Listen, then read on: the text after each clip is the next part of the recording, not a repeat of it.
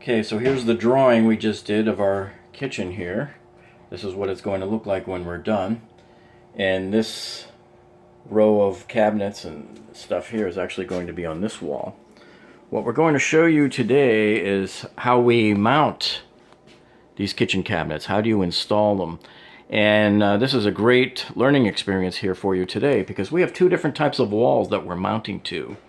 Over here on the right, this is actually an exterior wall. So right in here you can see a little bit. We actually have concrete block. This is cement block wall, also known as CBS is what they call it down here in Florida. And so we have to use different types of fasteners to fasten to this wall here. And then this right here is an interior wall, but it's got metal studs. Here's your metal studs. And you can't just use regular old sheet metal studs there, screws, to mount your cabinets. And I'm not a big fan of mounting them directly to these metal studs anyway. I know a lot of people like to, but I prefer to use what we have right here. This is why we expose the wall here to see where they had any kind of blocking. And that's what this is. This is a cabinet blocking. And if you look at my other video that you'll see at the end of this video, the link to my other video on how we did an entire wooden stud wall with cabinet blocking. That's the way it should be done. So what we're going to be doing here is we know we're going to hang the upper cabinets along the top here. So what we're going to do is just put wood block that runs right along the top there. It's going to look similar to this one, except see, I don't like the fact that they used a 1x. I prefer to use a 2x4 or even a 2x6 if you happen to have it lying around, because you have a lot more strength involved there. And you see here they only used one screw. This is the builder like 25 years ago, only used one screw. I mean, come on, give me a break.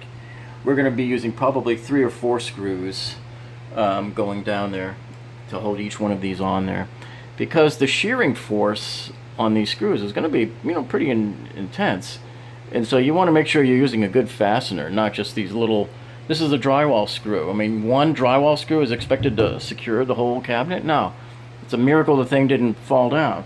And it probably didn't fall down, most likely because it looks like they went through a couple of studs here before. Although, yeah, that one looks like it went through a block, and so did that one. So maybe the cumulative effect of all the screws that they ran through, plus the caulk lines that they put at the very end of the cabinet. Sometimes they'll caulk right along the end of the cabinet, which you should always do. That's more powerful than 1,000 nails. And that's a lot of times when we're dismantling cabinets, they won't come off until we can get this caulking out of there. That's how good a job it does. So this is what we have. So when we come back in a few minutes here, we're going to have for you exposed all the way across the ceiling near the top, because that's where our cabinet is going to hang. It's going to hang 96 inches off the floor. And let me just go around here and find, this is our one of our cabinets here. This is a cream colored cabinet. Really nice. We've used this manufacturer many times. They make really good products. But here is the mounting plate on the back of your cabinets, all of your cabinets. This one too has these mounting plates here. So the idea is, instead of trying to find where all the studs are, that's a fool's errand unless you really know what you're doing. We do it all the time. We find studs too when we know we can't get it and put wood blocks in there. But you're gonna, from the inside of the cabinet, run a couple of screws. I like to do 3 screws across the cabinet here, and this will go up against the wall, and it will go through here and into the wall and into that block. So our goal along this wall here in the back is we're going to be screwing into the wood blocks. We're not going to be screwing screws into the into the metal studs. We're only going to be screwing into the wood blocks, and then we can use our nice screws that are made for doing that, which is these right here. This is our cabinet screws, and they have nice flat heads, big washer heads built into them, so you don't have to mess around with putting a washer in and then putting the screw in and all of that nonsense. It's all built right in. So that's what we're going to get started on, and stay tuned. Well, you can see we've drawn our line across the top of the ceiling there at 96 inches high. That's where the top of the cabinets is going to be. So what we're going to do now is we're going to cut a small swath of drywall all the way across there to expose everything. Then we're going to cut our wood blocks and screw them into the studs so that we'll be able to hang the cabinets on there. And you can see we've sort of followed the outline of our picture here. If you look at how the upper cabinets are going to be here, this little 18-inch wide cabinet here corresponds to this spot right here. So it's 42 inches down from the top of the cabinet up top there, see? So we're going to come down here also at this mark here, and we're going to cut about a 4-inch wide piece of drywall right there to expose that area and stick a block in there. And then these other cabinets here that go over the sink, let me show you here on the drawing. See how they wrap around the top of the window over the sink? So we have a line here as well that we're going to have to cut a little swath of drywall. That's not a big deal. We use our Sonic Crafter right here. That's this little electronic tool. We're going to show you this in operation in a minute here, but it's very quick and easy. You just cut straight line all the way across, and then cabinets come back down here on this end here. This cabinet does the same thing. It's a 42-inch tall cabinet. This is going to be an angled corner cabinet here. So it comes 24 inches off the wall and it ends right here. So we're also going to put a block here for the bottom, and as well as up at the top.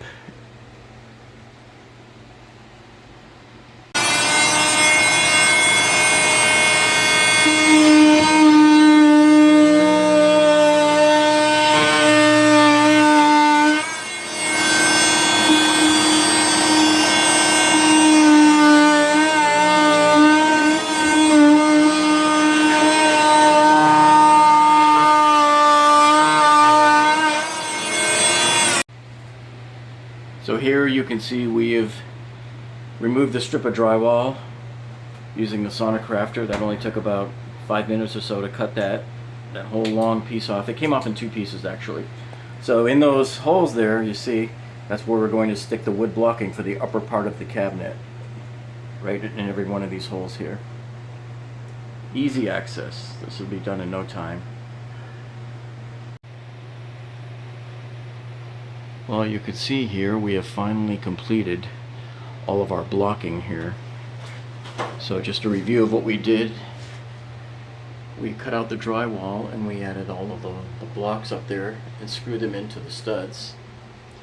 And if you can see in this little section up here, we finally had to admit defeat because it turns out here with this pipe, the builder placed the pipe a little bit too close to the drywall. So we can't even fit in a 1x4 or anything. There's no way that we can get in there that's going to be able to hold your cabinet. So in this particular spot, we just have to not put any wood. But we were able to get some in the corner. See, right up there? So the issue here is the part that's going here, the cabinet piece that's going here, is an angled corner cabinet. You always want to start with the corner. It's a 24-inch from the corner cabinet. And so all we have to do is make sure that when we are screwing it to the top there with our 2 or 3 screws, that we keep them confined to the rightmost 12 inches. And you can see as we come along here, as we put these in, some of them, like this block here, are able to fit behind the lip of the stud. And since the lip only goes this way, the boards that are on this side have to be drilled into the side. So you kind of play this puzzle game first of determining which board you have to put in first in order to be able to get them all in, get all the ones in that need to be side fired first, and then you can shoot these in. And you can see I have this screw here, and this is what we like to do when we're putting the boards into the wall. If you put a screw through it, you can hold it better and keep it from falling down, and if it does slip, it'll catch right here on the drywall. So again, you can see I like to do 3 screws as we go along there. And I also wanted to point out to you, now that you've done all this blocking here, another benefit of blocking is it really makes all of your metal studs super rigid. I mean, just keeps them from moving. So adding all of this blocking in here just does wonders for you. And since we're talking about the blocking and the fasteners, if you really wanted to get sporty, what you could do with some of these here is you can come in here after you've screwed in, and you could pound in a few nails, some 16 penny nails, like 1.5 inches. And nails are stronger than screws. The nails are a softer metal, so they don't shear like a screw would. And the proof is in the pudding. If you go to bend a nail, it'll just bend. But if you try to bend a screw, it'll snap in half because it's so brittle from being such a hard metal. And in fact, when you're doing wood stud walls, the inspectors, when they come, are going to make sure that you're only using nails. You have to use 3.25 inch or 3.5 inch 16 penny nails that they, if you're building a stud wall, for example, here, and you're connecting to other stud parts, you have to shoot them in with 3-inch nails. That's required by code. But here, when you're doing blocking, that's not required. But you can certainly add them if you want to really beef up the strength of your system here. It would make it an unbeatable system at that point.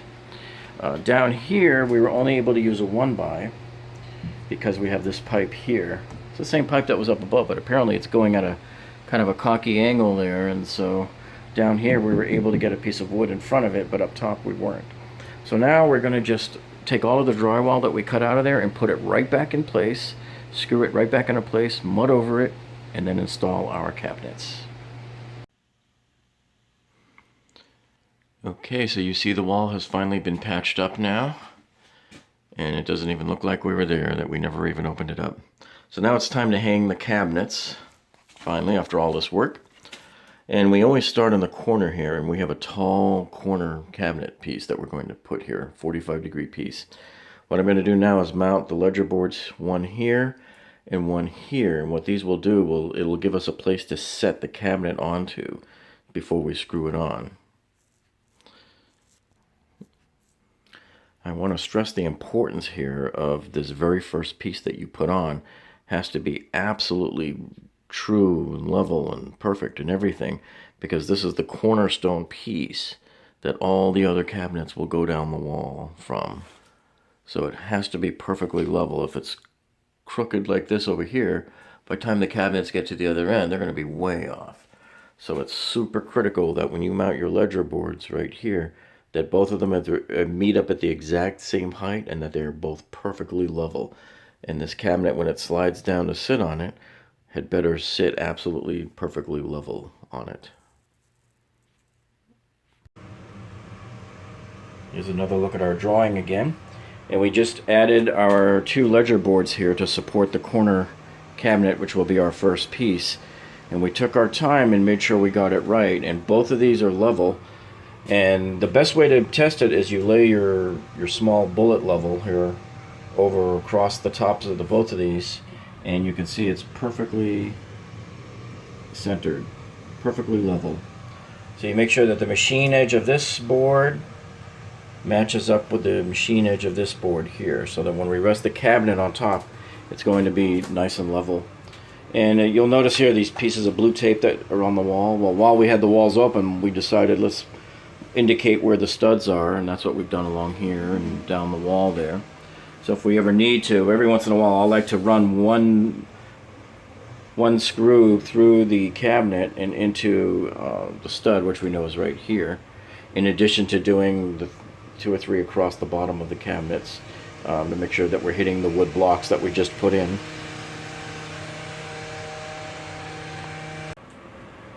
This is the back of the corner piece. Before we attach it, I wanted to point out a couple of things here. We've gone ahead and we pre-drilled 2 holes here that we're going to run our cabinet screws through right here. And these are up at the top here. Now this particular manufacturer here made the entire back plate one big piece of 1/2 inch thick sheet wood. So pretty much wherever we drilled through, we were guaranteed to hit something there. And now as we turn this around and mount it up into the back corner there, way up high there, you remember earlier we mentioned that we have to maintain only the rightmost 12 inches up there. So that's why you can see I put my pilot holes right here near this end, near the corner here, to make sure we're within that region. Because if I was to put any pilot holes over here, we'd be hitting that pipe, that big old wide pipe that's up in the wall there. So let's get it hanging. Here you can see we've mounted the first piece here, the corner cabinet, and I just wanted to show you here. You can see how it rests perfectly on the ledger boards that we put in place there, just absolutely perfectly level, right? And if we take our little bullet level here and set it up there, you can see it's perfectly level there. And if we take our other spirit level here off to the side to check the sideways, you can see it's perfectly level there too. So this is now held up there by at least 3 fasteners.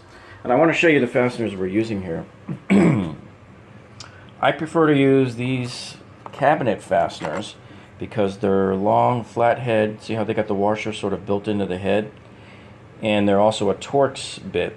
Now I see lots of videos on YouTube where the supposed experts are telling you,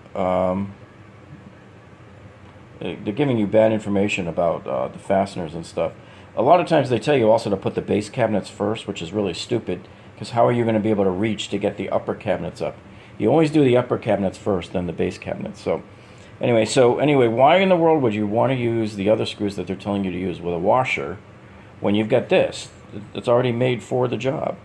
And instead of a Phillips head, I prefer to use this. This is a Torx bit. It's a T15. And when you buy these little boxes of it, it comes with its own little Torx driver. It's a star bit. Hopefully you can see that there. And so we'll put that in here. And you don't just use any old length of screw. You really have to know the depth of what you're drilling through here. With these, I tend to like to go with the 2.5s if I know I'm going through a wood block behind it. And I'll show you why. So this is a PowerPoint slide that I drew here for you to show you the stack up of what's going on here. So this is the inside of your cabinet space. This is the back of the cabinet, and it can be a 1/2 inch to 3/4 of an inch thick, maybe more, depending on your manufacturer. Then you have a 1/2 inch of drywall to go through, and then you have the studs here. And in our case, we of course put the wood blocking between the studs, which would be about 1 3/4. So you want to make sure that your screw goes at least almost all the way through that block. So here, in our case, we know we have a 1/2 inch. So you got a 1/2 inch of cabinet back, a 1/2 inch of drywall, that's 1 inch, and then you want at least another 1.5 inches to make it through, to penetrate that block. So that's why I'm using 2.5 inch fasteners here. Your particular environment might be different, so you better know what you're going to need. And then on the cement block wall here, we have something similar here, a little different. Usually you're going to be on an exterior wall, so your drywall here is going to be about 5/8 inch thick. But you always want to check, because yours could be different. It could be a 1/2 inch. And your cabinet back, again, it could be 3/4 of an inch. It could be a 1/2. Mine's a 1/2 so far on these cabinets. So we have a 1/2 inch plus 5/8 inch. You're just over 1 inch. Then you get about 1 inch air gap, because these furring strips that they stick on the cement block wall leave you only a 1 inch gap to the cement wall. And then the fasteners, which I'll show you in a minute, that we're going to use on the cement block wall, they want you to penetrate 1 3/4, 1 7/8 into the cement block wall.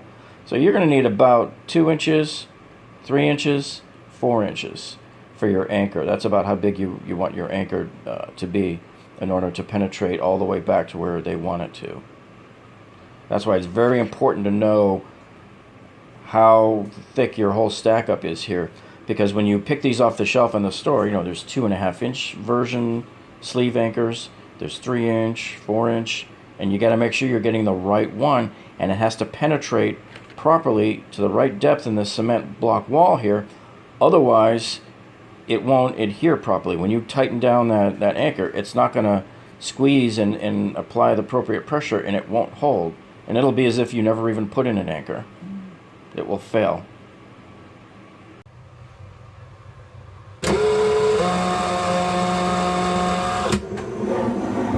So you can see here I added my 2 pilot holes here at the bottom of the cabinet here to put the other cabinet screws in. You can see I've already got the first one in, and see how it fits nice and flush to the cabinet wall there.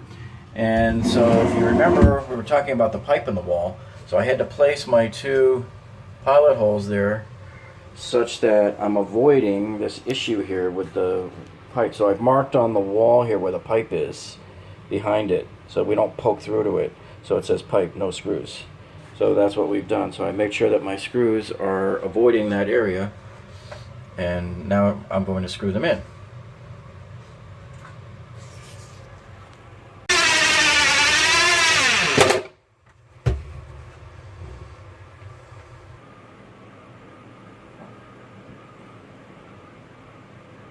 So here's the sleeve anchors that we're going to use in the cement block wall. These are a lot more heavy duty. This is my preferred method because I don't want to take chances. We're going to show you 2 methods today actually. We're going to show you the sleeve anchor method, and we're going to show you the Tapcon method too. So this is the 4-inch sleeve anchor here, and you can see this thing's a beast. And so what you do is you drill a 1/2-inch hole through the back of your cabinet, through the drywall, through the air gap, and through the cement block. Now, if you can get a furring strip and get in through a furring strip, that's fine too. This case, we didn't have the wall open. I prefer to have the wall open because I will come in and nail my own blocks 1-bys to fill in that gap there. So now it doesn't matter where I run a anchor, I'm always going to hit wood and be through solid wood the whole way through. In this case, it's okay. We'll have maybe 1 through the air gap and 1 through the wood, but it's okay because it will still get into the cement there and it will hold. It will not come back out. So you drill a 1/2-inch hole all the way through, and this has to penetrate, you know, like the manufacturer says, about 1 7/8 inches into the cement block there. And then once you push this thing in, you then tighten it with a ratchet, socket wrench here. And yeah, it's kind of big on the inside of your cabinet, but so what? You know, does that look ugly? It's going to be way up on the top. Nobody's going to see it. They'll never see it. Once you put stuff in the cabinet, it'll be out of sight, out of mind. I'd rather have it hold than have a cabinet fall down and kill somebody's 3-year-old grandson or something like that, you know. So yeah, these are heavy duty here. This is the way to go.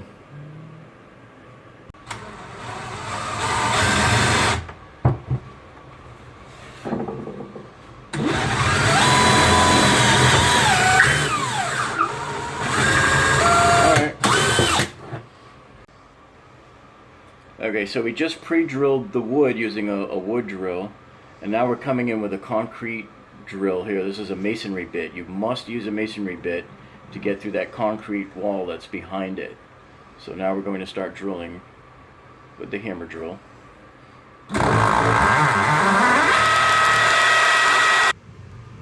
And we also like to vacuum out this hole first. We're going to vacuum this out before we insert this to get any dust that might have collected in there and might be clogging the passageway. Okay, so now that we've drilled that hole with the concrete bit, you just slide the sleeve anchor in, and it's going to go all the way back in there, see? And then all we do is start tightening this, and what happens is as it's tightening, it will expand inside the hole. And that's where it gets the resistance from. It has some really good pull-out resistance strength. And we'll just tighten that with a ratchet. And the more you tighten it, the more you'll feel it pulling and getting tighter.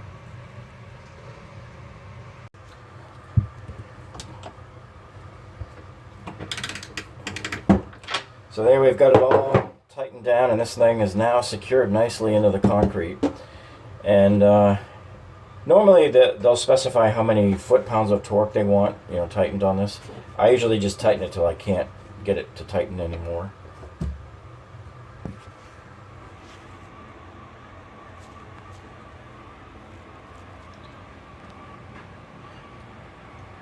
Alright, so here we have inside the cabinet, we finally completed inserting and tightening down our sleeve anchors, 2 at the top and 2 all the way down there at the bottom.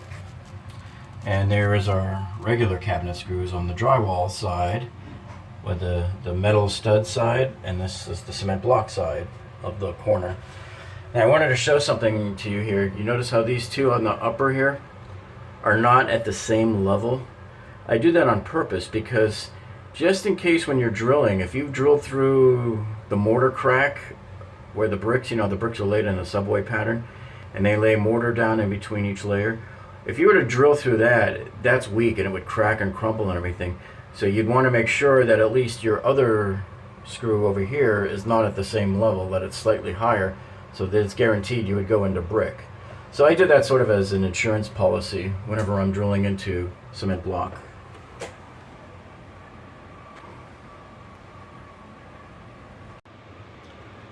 Alright, so now you can see we've started preparations to mount the rest of the cabinets down this wall here. So I've got my ledger board here, and you can see where my blue tape is. Good thing we marked it earlier, because now I knew exactly where to screw them in right through the studs there. So now this ledger board will hold our cabinets when we are putting them up. So what we're going to do next is, we've already installed this cabinet here. That was the corner cabinet. There's two 30-inch cabinets here. We're going to set these on the floor first and screw them together and lift them up as one unit. We're not going to do this one right now, simply because it's not at the same height. If we had 3 people here, we would do it. What you would do is you would lay these all down on their backs and secure them together. Make sure they're all, you know, level, true, plumb, all that stuff before you lift it up on the wall. But for right now, we're just going to take it nice and easy and just screw these two together, put them up as the next piece down. So here we have both of your upper cabinets here are on the floor next to each other, and we're going to attach them together through the side here.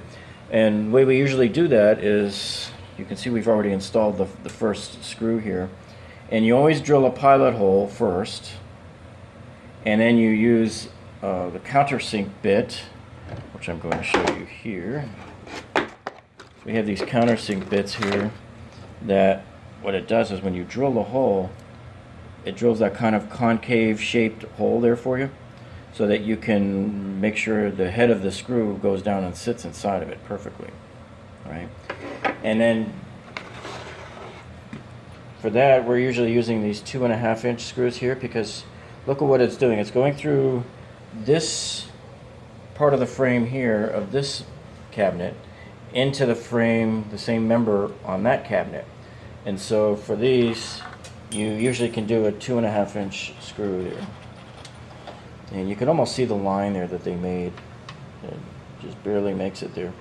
Anyway, on the side here, we always have to make a little shim piece of wood here, because if you didn't screw it together in the back here, it could be uneven, it could be flopping around. And so that we're going to do from inside using one of these. This cabinet screw here will fit it perfectly. And you can see we've already done that in there. We put a couple in there to hold it together. So once we get these two cabinets completely secured, we can then lift them up as one unit and get them up on that ledger board on the wall and mount them.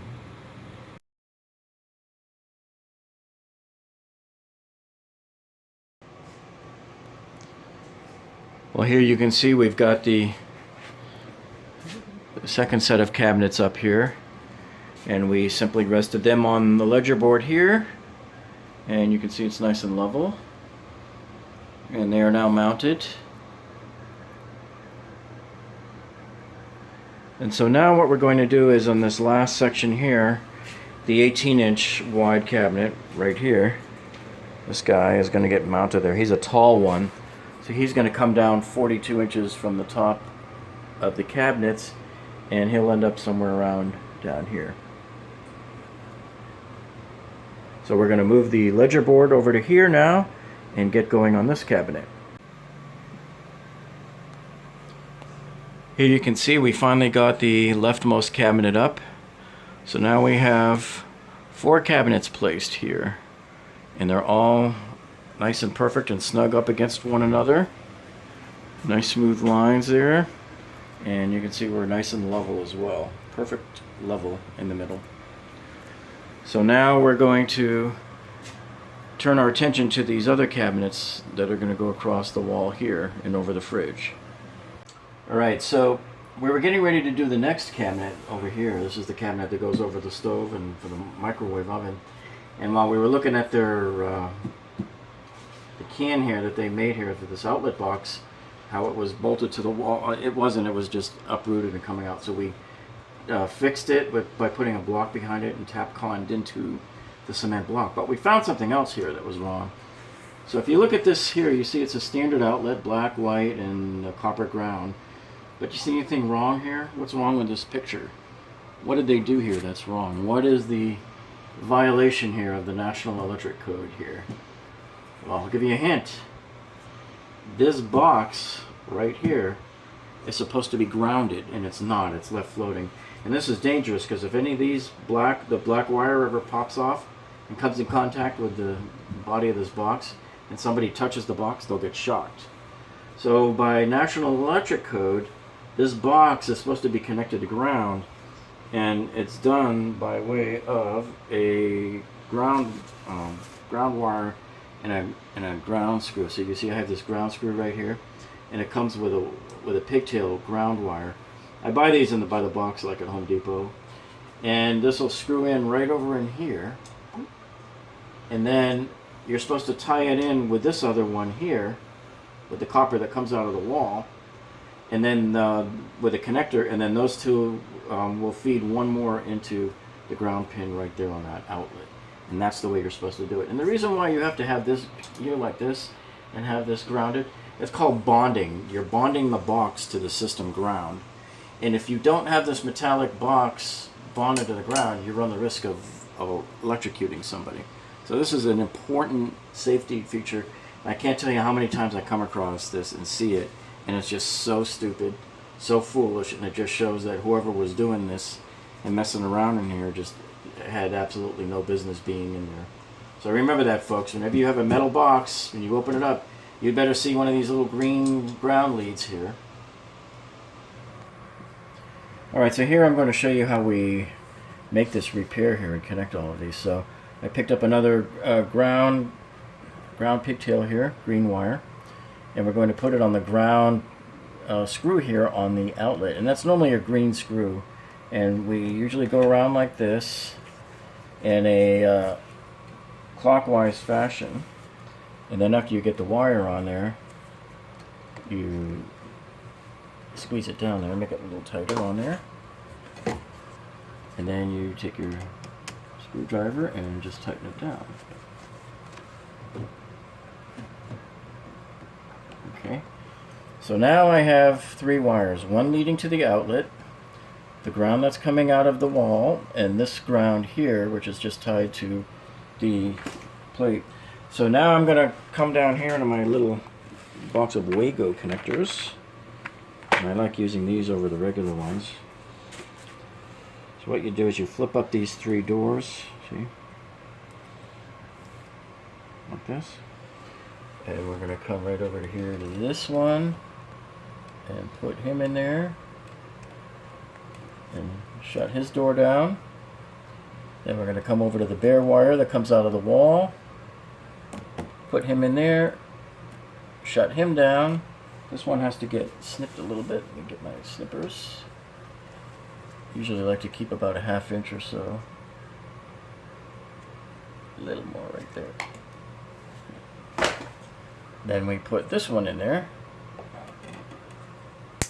And now all the grounds are now tied together, and this is the proper way to do this. So now we're just going to stuff this back into the box. We're probably actually later on going to replace this outlet. This is kind of temporary. This is what the builder originally had, and we're just going to leave it there for now to test the microwave. Alright, so this sometimes happens. We just got the microwave oven cabinet up, and we know that this lower part of the drywall here is pushed back compared to the upper part of the wall. So the wall was never built straight and true, and that's evidence right here. You can see how we're off by about 3/16 of an inch right here. So we're going to use these shims here, and we're going to stick it in the back behind here and just kind of force it up. And as I force it up, you'll see these edges will start to line up. See how it gets closer and closer and closer until they just about perfectly match, front and back. Go a little more, a little more. So I think right around there, and you go till you really don't feel much when you rub your finger over it. And then we'll work on screwing these two together to get rid of that little bit of a gap that you see there.